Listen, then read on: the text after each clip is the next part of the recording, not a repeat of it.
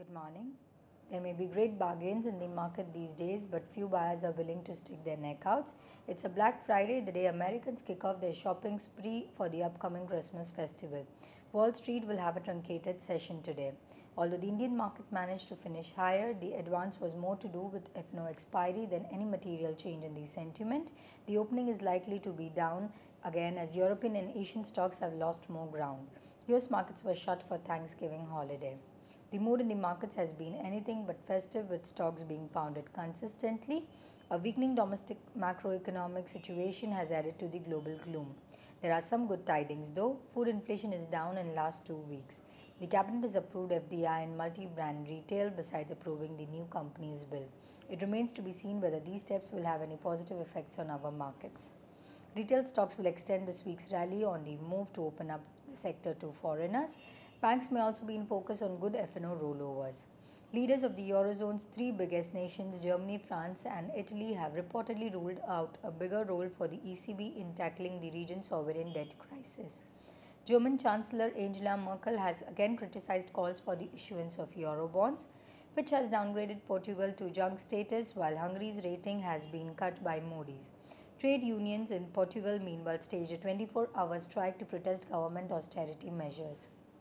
Italy's 10-year government bond yield edged above 7% again on Thursday, highlighting worries about the third largest Eurozone's economy ability to meet its funding needs. Japan's consumer prices fell for the first time in 4 months in October.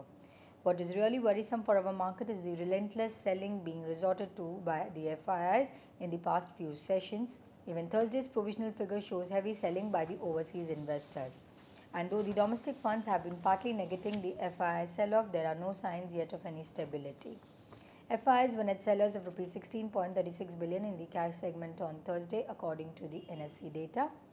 The domestic institutions were net buyers of Rs 10.47 billion on the same day. The foreign funds were net buyers of Rs 937.4 million in the FNO segment on Thursday, as per the NSE data. FIs were net sellers of Rs 10.7 billion in the cash segment on Wednesday, according to the SEBI website. Mutual funds were net buyers of Rs 2.23 billion in the cash segment on the same day. Moving on to recommendations, the technical calls for the day are: we advise buying ITC above Rs 193 with stop loss placed at Rs 189 and for the target price of Rs 201.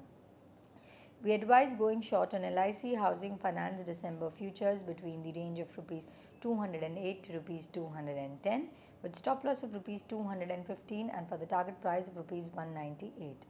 Our derivative strategy for the day is long Hindustan Zinc December futures between Rs 109 to Rs 110 for the target price of Rs 114 and a stop loss placed at Rs 106.5. Thank you. Wish you have a great day ahead.